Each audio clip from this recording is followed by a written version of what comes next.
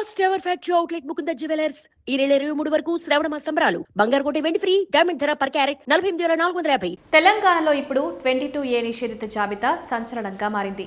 పెద్ద ఎత్తున ఆందోళన కనిపిస్తోంది. ఆకస్మికంగా మొదలైన ఈ వివాదం చర్చ వెనుక కారణాలపైన ప్రభుత్వం అప్రమత్తమైంది. మంత్రి పొంగులేటి ఆందోళన అవసరం లేదని భయమిచ్చారు. క్షమాపణలు చెప్పారు. అయితే కొందరు ముఖ్యుల ప్రైవేట్ స్థలాలు సైతం ఈ జాబితాలోకి వచ్చాయని సమాచారంతో సామాన్యులు అలర్ట్ అవుతున్నారు.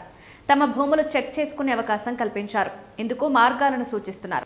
ఈ వివాదంతో ఇప్పుడు కొత్తగా ఇల్లు, ఫ్లాట్, వ్యవసాయ భూమి కొనుగోలు చేయాలనుకునే వారికి 22A ఒక పెద్ద సవాల్గా మారింది. ప్రభుత్వ భూములు, అసైన్డ్ భూములు, దేవాదాయ, వక్ఫ్ బోర్డు ఆస్తులు, భూ పరిమితి చట్టం కిందకు వచ్చే వివాదాస్పద భూములు ఈ జాబితాలోకి వస్తాయి. ఈ భూములకు సంబంధించి ఎలాంటి సేల్ డీడ్, గిఫ్ట్ డీడ్ రిజిస్ట్రేషన్లు చేయడం చట్టరీత్యా చెల్లుబాటు కాదు.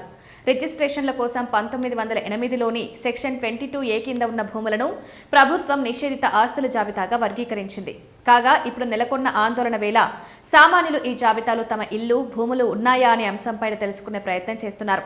ప్రస్తుత పరిస్థితుల్లో ఆస్తిని కొనుగోలు చేసే ముందే అది 22A జాబితాలో ఉందో లేదో సొంతంగా చెక్ చేసుకోవడం అత్యంత ముఖ్యంగా భావిస్తున్నారు. ప్రభుత్వం అందుబాటులోకి తెచ్చిన ధరణి పోర్టల్, రిజిస్ట్రేషన్ల శాఖ వెబ్సైట్లో 22A జాబితా తెలుసుకునే వెసులుబాటు కల్పించారు.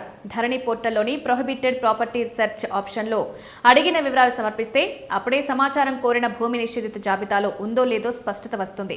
పట్టణ ప్రాంతాల్లోని ప్లాట్లు, ఇళ్ల కోసం రిజిస్ట్రేషన్ అండ్ స్టాంప్స్ డిపార్ట్మెంట్ వెబ్సైట్లో సెర్చ్ చేసి ప్రొహిబిటెడ్ లిస్ట్ వివరాలను సరిచూసుకునే అవకాశం ఉంది. ఒకవేళ 22Aలో ఉంటే అభ్యంతరం నమోదు చేయడం, తిరిగి ప్రభుత్వ నిబంధనల మేరకు సొంతం చేసుకునే వెసులుబాటు కల్పిస్తున్నారు.